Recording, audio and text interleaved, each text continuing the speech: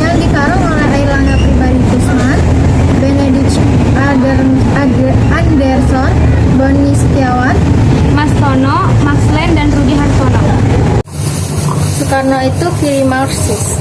Seorang figur kiri Indonesia yang tidak bisa dihapus atau dihilangkan adalah Soekarno. Seorang pejuang konsisten yang sekaligus proklamator kemerdekaan Republik Indonesia dan Presiden Indonesia pertama. Bung Karno adalah seorang Marxis plus, yaitu ditambah dengan nasionalis dan agamis yang disebutnya sebagai Nasakom.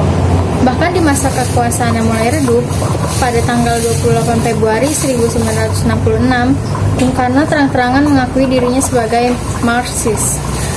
Aku tegaskan dengan tanpa tedeng, aling-aling, ya, aku Marxis, kata Bung Karno.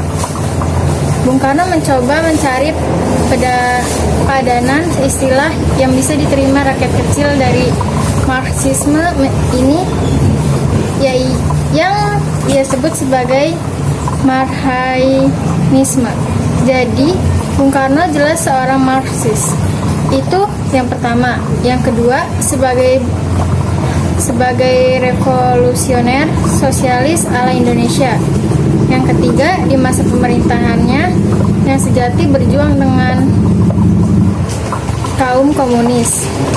Soekarnois adalah sebuah ideologi Marxis yang mengindonesiakan Marxisme dengan tujuan utama adanya sosialis ala Indonesia atau sosialisme Indonesia untuk terwujudnya masyarakat adil dan makmur.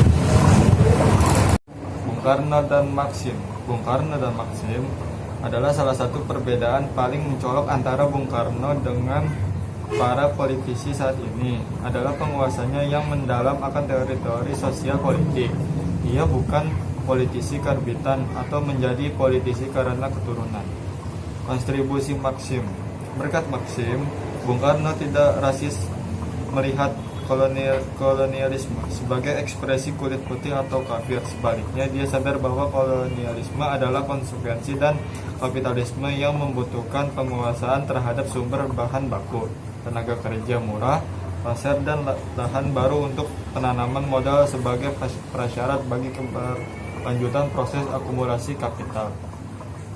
Marxisme sebagai Maxim ala Indonesia. Bung Karno menyambut Marxisme sebagai Maxim yang diselenggarakan, dicocokkan, dilaksanakan di Indonesia. In Indonesia Togepas Maxim, kursus Pancasila 1958. Jadi Marxisme adalah Maxim ala Indonesia. Cita-cita Marxim, sosialisme Indonesia. Bagaimana mewujudkan sosialisme Indonesia demi mewujudkan sosialisme ala Indonesia? Gagasan mengenai ekonomi kerakyatan atau demokrasi ekonomi yang diprasai oleh Bung Hatta tidak dapat dikesampingkan. Di sini saya akan mempresentasikan bab 3 yang berjudul Menggugah Soekarno dan Sejarah yang Belok Kanan. Akhir-akhir ini ada suasana baru menggembirakan yang tengah tumbuh di tengah gerakan kaum muda kiri Indonesia. Suasana baru ini adalah mulai tumbuhnya minat dan hasrat yang menyala untuk membahas dan mengedepankan gagasan sosialisme ala Indonesia yang dipelopori oleh pendiri Indonesia, Soekarno. Sebagian dari tumbuhnya antusiasme terhadap Soekarno tampil dari pembicaraan tentang hal-hal permukaan seperti wibawa, ketegasan maupun jargon-jargon revolusionernya. Sebagian yang lain mulai mengarah pada hal yang substansial berkaitan dengan saripati gagasannya, yakni pembacaan tentang situasi Indonesia berdasar pada sudut pandang materialisme, historis, materialisme dialektika, dan rumusan sosialisme dalam konteks keindonesiaan. Soekarno yang dikalahkan total Max Len. Kontradiksi dalam praksis demokrasi esensi daripada demokrasi sejati adalah keterlibatan seluruh rakyat, atau semakin lama semakin banyak rakyat dalam kehidupan politik negeri. Gerakan demokratis kerakyatan radikal ini berkembang dalam suatu kerangka politik yang kontradiktif. Di satu sisi demokratis dalam arti rakyat mulai lebih aktif terlibat dalam politik. Di lain sisi tidak demokratis. Kedua, ada proses mentotalitarian kan bahasa politik. Semua diskusi politik harus memakai bahasa yang diciptakan oleh Soekarno.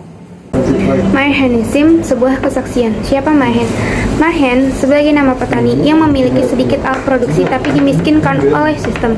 Ia menggunakan bahasa yang dibuat sedemikian rupa dipahami oleh rakyat sangat miris. Marhen yang merupakan prasyarat bagi Marhanism sekaligus kaum yang hendak dibela dan diperjuangkan oleh Marhanism harus dengan sedemikian payah dimengerti oleh orang-orang yang mengaku dirinya Marhanis.